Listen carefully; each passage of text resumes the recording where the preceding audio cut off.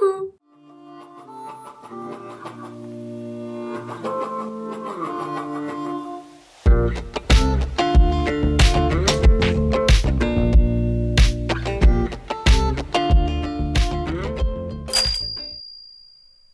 Me revoilà déjà dans une nouvelle vidéo, parce que si vous avez vu ma vidéo bilan, il y a un gros projet dont il faut que je vous parle. Avec mon copain, on part voyager 3 mois en Asie le 5 février, c'est-à-dire lundi prochain.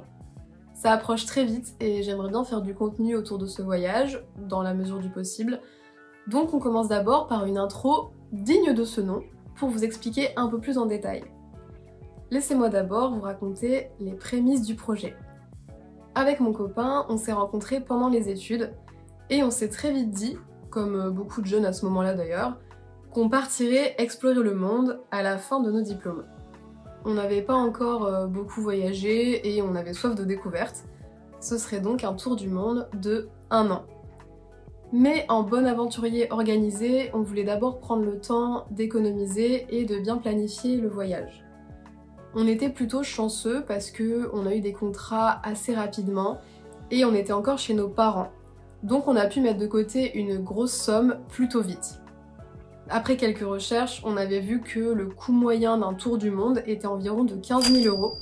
Et en se prévoyant une petite marge en plus au cas où, on a économisé 20 000 € chacun. Ouais, c'est une sacrée somme. Pendant ce temps, on essayait aussi de se renseigner au max pour organiser le voyage au mieux. Ce qui fait qu'on était fin prêt, je vous le donne en 1000, en 2020. Bon, en vrai, on n'avait encore rien fixé, pas pris de billets ni rien, heureusement. Mais ça aurait été vraiment l'année où tout concordait pour partir. Bon, malheureusement, on peut pas toujours avoir le bon timing. Et pour les raisons que vous connaissez, le projet a considérablement été reporté. Ça a donc été mis en stand-by pendant un bon moment, puisque même quand les choses commençaient à revenir à peu près à la normale, on pouvait pas partir tout de suite vu qu'on n'était pas sûr de pouvoir voyager dans les meilleures conditions. Du coup, on était un peu perdus étant donné qu'on avait aussi d'autres projets en tête. Finalement, on s'est décidé à se lancer en freelance, à développer notre activité et même à se prendre un appart par la suite. Du coup, la situation me stressait un peu parce que j'avoue que idéalement, j'aurais voulu partir avant d'avoir une activité pro ou de trouver un logement pour avoir aucune attache et être libre de bouger, mais le destin en a décidé autrement. Puis le temps est passé, on a fait notre petit bout de chemin, on a acquis des nouvelles expériences pro, mais l'envie de voyage était toujours là. Donc, durant les mois précédents, on en a reparlé pour voir comment on pouvait s'organiser, conjuguer notre vie actuelle avec ce projet de voyage.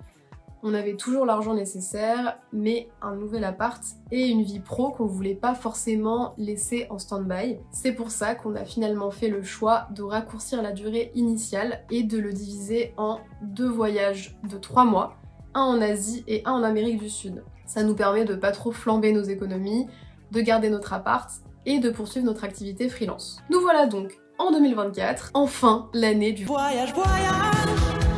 Donc vous savez tout pour ce qui est de la façon dont ça a été initié. Maintenant parlons de l'organisation. Comme je vous ai dit, on était déjà au taquet il y a quelques années pour planifier ce voyage. On a donc eu pas mal de temps pour perfectionner tout ça. Alors il faut savoir que mon mec est hyper organisé. Donc c'est notamment lui qui avait enclenché pas mal de tâches pour se préparer au mieux. On avait d'abord créé un Google Drive dans lequel on réunissait et on classait toutes les infos, astuces, sites et applis utiles. Puis on est passé sur Notion, le level supérieur de l'organisation. Si vous connaissez pas, c'est globalement un site parfait pour les contrôles fric, très ergonomique et qui réunit toutes sortes d'interfaces pour organiser sa vie à donf.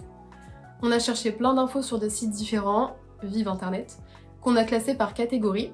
Alors parmi les sites référents les plus connus, on peut citer les sacados.com, instinctvoyageur.fr et surtout tourdumondis.com qui est tellement bien fait qu'il peut largement suffire à lui tout seul pour préparer un gros voyage. Il est super clair, super bien classé et ils ont vraiment pensé à tout, donc vous trouverez toutes les infos dont vous aurez besoin dessus. Par ailleurs, je suis aussi quelques créateurs de contenu autour du voyage, comme par exemple What's Up Claire, qui est justement parti 1 an avec son copain et qui donne pas mal de conseils. Donc ça, c'est pour vous dire brièvement comment on a réalisé et organisé nos recherches, mais l'une des premières choses que l'on a faites, c'est le trajet.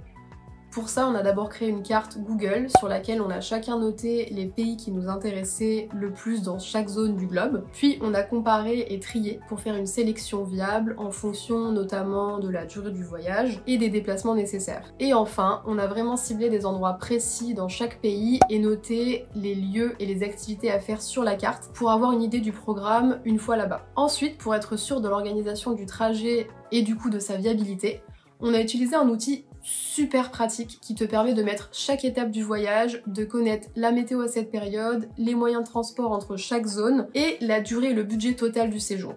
C'est le planificateur à contresens. C'est vraiment hyper pratique, hyper bien fait et ça te permet d'avoir une vision globale et plus concrète de ton voyage. Un indispensable. Donc une fois qu'on est sûr du trajet, on peut se renseigner plus en détail sur chaque zone. Donc les tips à connaître, la culture, la monnaie, etc. Du coup, concernant notre trajet, on part donc 3 mois en Asie en février, puis si tout se passe bien, 3 mois en Amérique du Sud, à peu près en septembre. Pour l'Asie, on reste approximativement une semaine dans chaque zone, donc on atterrit à Singapour, puis on descend à Bali pour ensuite remonter en Thaïlande, faire le Vietnam et peut-être d'autres pays autour, on n'est pas encore sûr. Ensuite, on va à Pékin, puis en Corée du Sud et on termine par 3 semaines au Japon. Donc sacré périple. Ensuite, une fois que la partie trajet est faite, on peut s'attaquer à la partie moins fun, qui est tout ce dont on a besoin pour partir. Du coup, je dirais que ça se divise en 2 catégories, le matos et toutes les démarches administratives. Donc, commençons par le moins cool, l'administratif. Donc selon moi, ça réunit faire son passeport si vous n'en avez pas, se renseigner sur les visas, faire les démarches si nécessaire, organiser ses comptes bancaires et faire les demandes de carte bleue, se renseigner pour le forfait téléphonique, faire les vaccins nécessaires, réserver les billets d'avion et les logements, et prendre une assurance.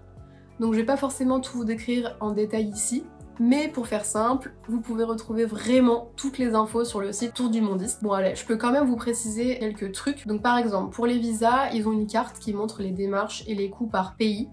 De notre côté, on a de la chance, c'est assez simple dans la plupart des pays où on va, donc soit c'est pas nécessaire du tout, soit c'est en e-visa, donc en ligne, ou directement à l'aéroport. Pour le compte bancaire, je vous conseillerais d'en ouvrir un exprès pour le voyage, de prendre une carte adaptée, c'est-à-dire sans frais supplémentaires pour régler à l'étranger, et surtout de faire attention à ce qu'elle soit en crédit, c'est-à-dire en débit différé. Ça fonctionne beaucoup comme ça à l'étranger, notamment pour la location de véhicules, et ça vous évitera d'éventuels problèmes. Bon, nous on n'a pas réussi à en avoir une à temps, donc on vous dira ce qu'il en est. Pour le téléphone, vous avez soit des applis, soit des cartes prépayées dans chaque pays. Pour les vaccins, je vous conseille de les faire direct à l'Institut Pasteur. Ils vous feront tout ce nécessaire et ils vous donneront des conseils. Et enfin, pour tout ce qui est vol, logement, assurance, regardez sur des comparateurs. Perso, on a utilisé Google Flight pour les billets d'avion. On trouvait que c'est le plus pratique et ergonomique. Du coup, pour l'aller, on s'y est pris un peu tard, mais on a eu des billets à 500 € chacun avec une escale, ce qui est un prix plutôt normal pour aller en Asie. Voilà globalement pour la partie administrative. Maintenant, parlons d'un truc un peu plus sympa, le matos. Je pense que l'un des premiers trucs qu'on va regarder, c'est le sac à dos. À moins que vous fassiez le choix d'un voyage confort avec valise, nous on veut quand même être assez libre de nos déplacements, donc le sac à dos, c'est le plus pratique. Alors l'anecdote un peu drôle, c'est que moi, je l'ai acheté hyper tôt en 2018 parce que j'avais tellement hâte de partir que j'avais l'impression que ça lançait un peu le projet. Bon, finalement pas du tout, mais tant pis. Donc pour le sac, comme pour tout finalement, il faut comparer. Vous avez des très bonnes marques comme Osprey, des bons rapports qualité-prix comme 4Class, ou des plus abordables comme Quechua. Perso, j'ai assez vite eu un coup de cœur, c'était le sac Quechua Travel 500 conçu exprès pour le type de voyage qu'on voulait. Franchement hyper bien pensé, sur plein de détails, pratique d'utilisation et très bon rapport qualité-prix. Il a dû coûter à peu près 80 € à l'époque.